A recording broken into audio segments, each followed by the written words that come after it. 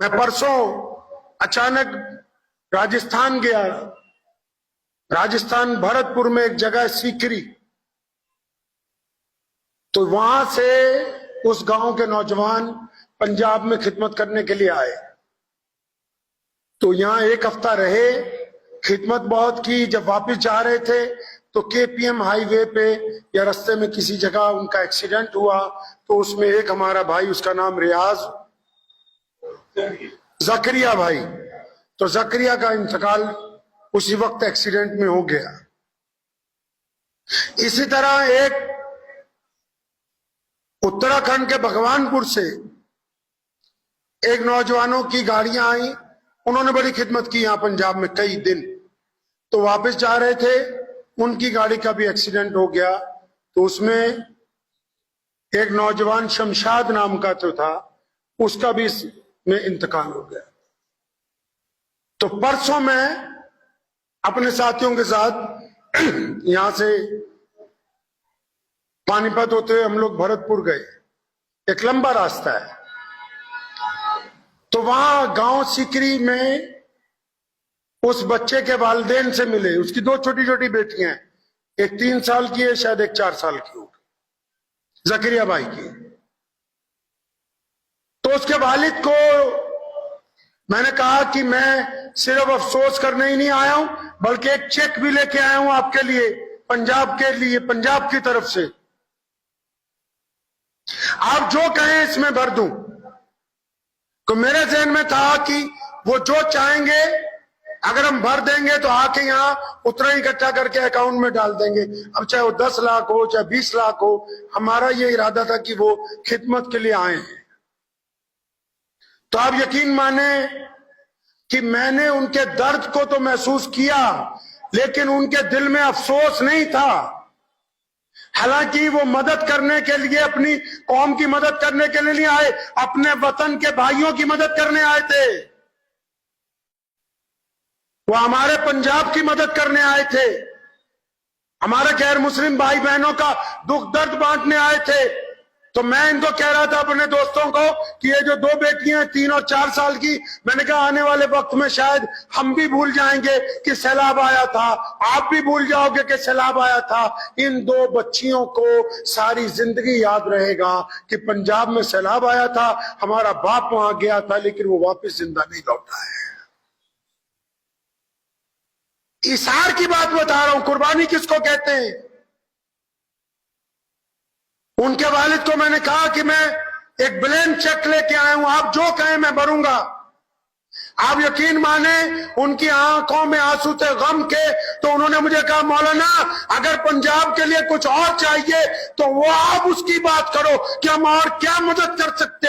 हमारा बच्चा अल्लाह उसके रसूल सल्लल्लाहु अलैहि वसल्लम के रास्ते में गया, मोहम्मद रसूलुल्लाह के हुक्म के मुताबिक अपने दोस्तों की, अपने भाइयों की मदद करने के लिए गया। खुदा की कसम, हमको इस शहादत का, इस इंतकाल का किसी भी तरह का दुनियावी बदला कोई भी नहीं चाहिए। तो मैं ये समझता था कि दुख और दर्द में तो लोगों को मदद की जरूरत होती है। तो मेवातियों ने इस नजरिए को भी बदल दिया, इसको भी बदल दिया कि खिदमत भी कर रहे हैं, जान भी निछावर कर रहे हैं।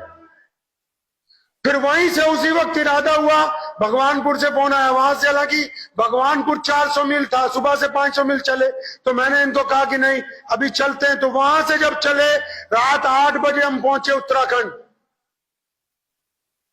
अब वहां के चेयरमैन साहब और विधायक साहब फुरकान भाई और दिलबहार भाई मेरे साथ हुए रास्ते में।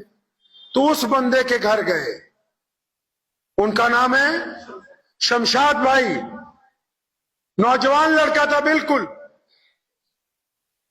उनका उस दिन एक्सीडेंट में बाजू कट गया। एक बाजू कटने के बाद उसकी मैंने वीडियो सुनी। वो अपनी वालदा को कह रहा है कि मैं बिल्कुल ठीक हूं, परेशान ना हो, ये तो अल्लाह के रास्ते में आया था। फिर क्या हुआ, एक बाजू कट गया। तो उसका शमशाद भाई का 4 दिन बाद एक्सीडेंट हो गया। तो मैंने इन साथियों को कहा कि हो सकता है मेवाती थोड़े मालदार हो, अब हम उत्तराखंड की तरफ जा रहे हैं, तो इन दोनों का जितना कुछ देना था वो उस एक जगह देते हैं, ताकि ये अभी उनकी माली तौर पर मदद हो जाए। आप यकीन माने, मैंने शमशाद भाई के वालिद से जब गले मिला, उनका दुख तो बहुत ज्यादा था, लेकिन उनकी आंखों में आंसू नहीं थे। उन्होंने मुझे ये कहा कि मौलाना साहब, मेरे और 3 बेटे हैं, आपके सूबे को, आपके लोगों को अगर उनकी जरूरत है तो मैं अपने और बच्चों को भेजने के लिए तैयार हूं, लेकिन मुझे अपने इस बच्चे के इंतकाल के बाद किसी किस्म की कोई कीमत जो है वो नहीं चाहिए। मियां साहब, कौम के लीडरों, नाम निहाद लोगों, कुर्बानी देने के लिए जज्बा होना चाहिए, सिर्फ बातें नहीं होती। उत्तराखंड के मुसलमानों ने, जो पहले उत्तर प्रदेश का हिस्सा रहा, उन्होंने भी यह साबित कर दिया कि हम अगर दुख और तकलीफ में किसी के साथ जा रहे हैं तो सिर्फ दिखावे के लिए नहीं जा रहे। हमने अपना माल दिया तो अपनी जान भी उस रास्ते में अगर कुर्बान हो गई है तो हमें इस बात का कोई अफसोस नहीं है। हाँ, इस बात का दुख जरूर है कि हम में से एक साथी जो हमारे साथ गया वो आज हमारे साथ मौजूद नहीं है। ये कौमों का मिजाज होता है। ये जो 2 लड़के इस रास्ते में एक्सीडेंट में शहीद हो गए, ये कौमों का मिजाज है। आने वाली नस्लें याद रखेंगी कि खिदमत के मैदान में अगर किसी की जान भी चली गई तो वो भी क़यामत तक अल्लाह तबारक तआला के हुजूर सरखुरू हो गए। अल्लाह के हुजूर वो लोग, ये जज्बा होता है। वरना किसी आम आदमी को हम कह दें कि भाई तुझे 5-10 लाख का चेक देना है, तो बहुत सारे रिश्तेदार ही कह देंगे चुपचाप कि भाई ले लो, कोई बात नहीं, बच्चों के काम आएगा। लेकिन इन दोनों के रिश्तेदारों ने भी, गांव के लोगों ने भी, वहां के जिम्मेदारों ने भी, ये जज्बा कहां से? मोहम्मद रसूलुल्लाह ने अता फरमाया ना जी।